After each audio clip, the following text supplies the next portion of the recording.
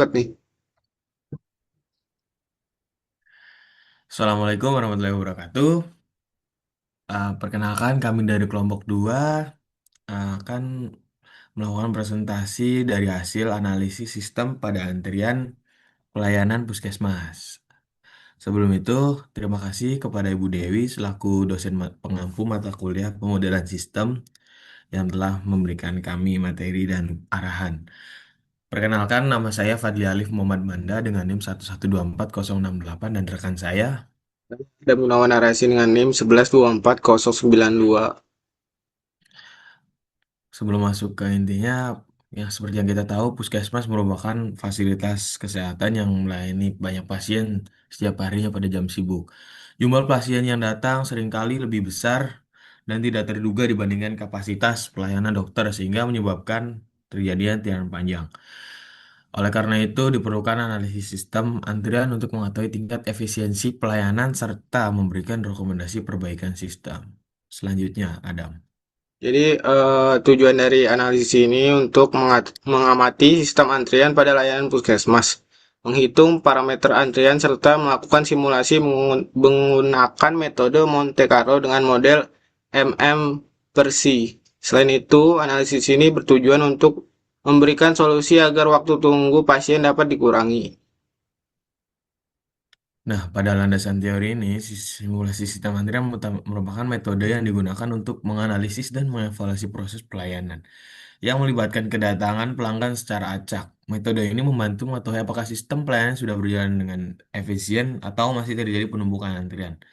Pada praktikum ini digunakan beberapa konsep, yaitu single server system, sebagaimana sistem dengan satu pelayanan, dan ada multiple server system, sistem dengan lebih dari satu pelayanan. Distribusi probabilitas diskrit untuk menggambarkan pola kedatangan dan pelayanan. Metode Monte Carlo untuk melakukan simulasi menggunakan bilangan random, serta model analitis MM/1 dan MM/2 untuk menghitung kinerja sistem antrian secara matematis. Nah, untuk metode pengamatannya itu rata-rata waktu kedatangan pasien tuh sebelum waktu buka puskesmasnya itu ya, yaitu waktu buka puskesmasnya itu jam 8. Nah, di sini kelompok kami itu mengamati pengamatan pasien itu dari sebelum jam 8 atau dimulai dari jam 7 lewat 49 menit sampai jam 10 lewat 59 menit. Nah, data dikumpulkan melalui observasi langsung terhadap 20 pasien dengan mencatat waktu tunggu, waktu pelayanan dokter, serta eh, waktu total pasien dalam sistem. Nah, hasil pengamatannya sendiri itu rata-rata waktu antar kedatangan sebesar 6,55 menit. Nah, untuk rata-rata waktu tunggu pasien mencapai 69,64 menit, yaitu sangat lama untuk waktu tunggunya sendiri. Nah, untuk rata-rata waktu pelayanan dokternya sendiri itu adalah 5 menit, 56 menit, dan waktu total pasien yang berada dalam sistem rata-rata mencapai 75,20 menit. Nah, distribusi probabilitas berdasarkan pengolahan data menunjukkan bahwa sebagian besar pasien datang dengan interval 0 sampai 4 menit atau sebesar 68%. Selain itu, sebanyak 64% waktu pelayanan dokter berada pada rentang 2 sampai 4 menit. Distribusi probabilitas ini digunakan sebagai dasar dalam simulasi Monte Carlo.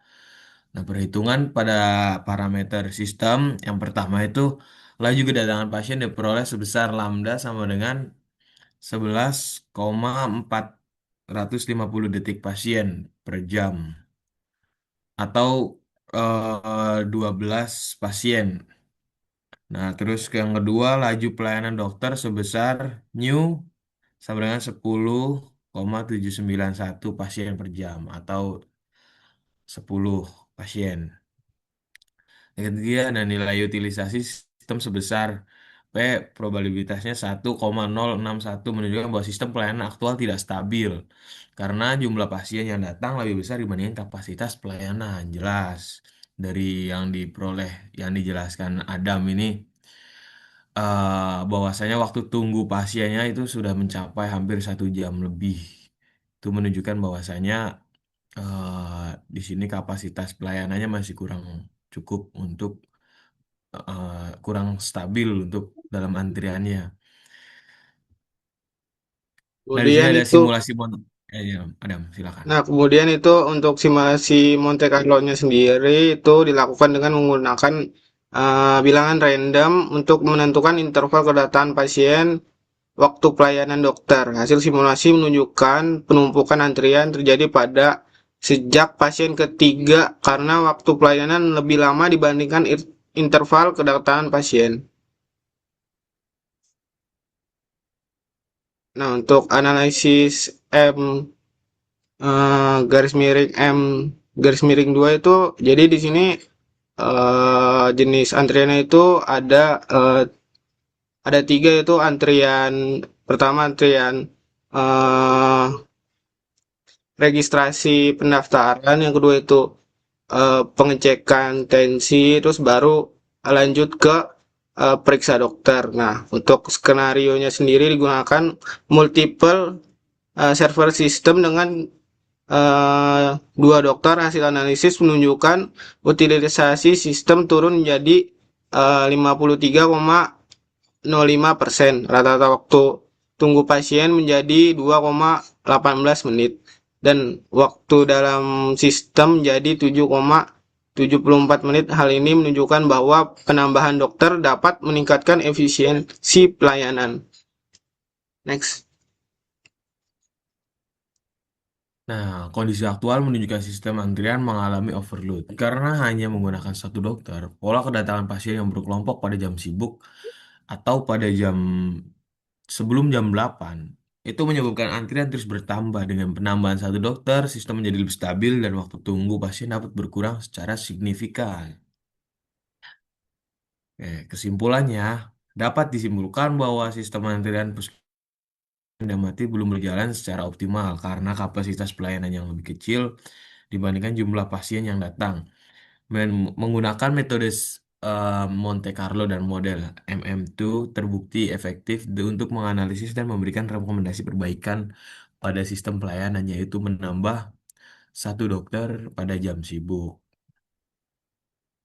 Nah, kemudian untuk saran dari analisis ini yaitu eh, menambah dokter pada jam sibuk serta menerapkan sistem appointment untuk mengatur kedatangan pasien serta melakukan digitalisasi pendaftaran agar administrasinya menjadi lebih cepat.